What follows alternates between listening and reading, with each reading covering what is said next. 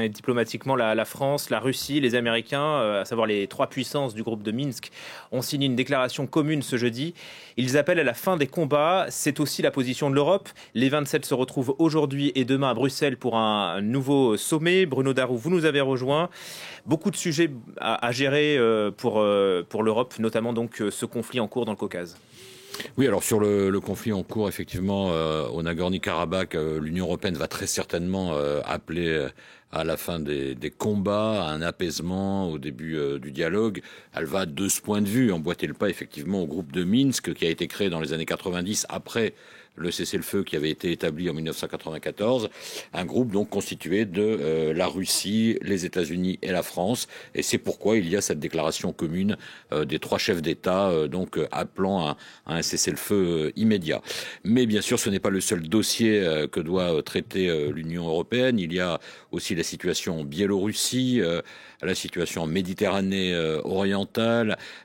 Donc sur ces deux dossiers, la question en fait, pour faire simple, est de savoir si l'Union européenne va imposer des sanctions au président Loukachenko, puisque l'Union européenne ne reconnaît pas la validité, la légitimité de son élection le 9 août dernier et dénonce la répression qui s'est abattue sur les manifestants depuis. Donc sur le principe, les 27 semblent d'accord, mais il y a un pays, Chypre, qui conditionne en fait le déclenchement de ces sanctions contre Loukachenko à l'application de sanctions également contre la Turquie, cette fois à propos de la crise en Méditerranée orientale. Vous savez que la Turquie envoie des bateaux patrouillés dans des eaux maritimes revendiquées par la Grèce et par Chypre, et Chypre estime que c'est très bien de déclencher des sanctions contre Loukachenko, mais il faut aussi déclencher des sanctions contre le président Erdogan. Et c'est un peu la faiblesse de l'Union européenne, c'est-à-dire qu'il faut un vote à l'unanimité. Il suffit d'un seul pays, comme Chypre, qui est un petit pays de surcroît, mais pour bloquer le processus, évidemment en termes de crédibilité internationale, ce serait dommageable pour l'Europe si elle n'arrivait pas au moins à déclencher des sanctions contre le président Loukachenko. En tout cas, Bruno, les 27 sont plutôt unis sur un autre sujet, et ça c'est aussi rare, à savoir le Brexit, puisque Boris Johnson avait torpillé l'accord passé avec Bruxelles. Et donc les Européens lancent une procédure d'infraction. Oui, les Européens, ils lancent une procédure pour infraction contre Londres à propos du projet de loi qui est en cours de discussion à Londres, qui a été adopté par la Chambre des communes, mais pas encore par la Chambre des lords.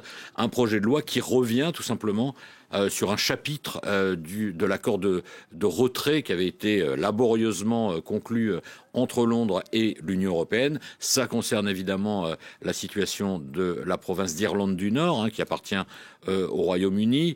En fait, le projet de loi porté par Boris Johnson revient sur certains éléments de cet accord qui établirait une sorte de frontière entre l'Irlande du Nord et le Royaume-Uni, ce qui est inacceptable pour Boris Johnson. Et les Européens lui disent il fallait s'en apercevoir avant de signer l'accord de retrait.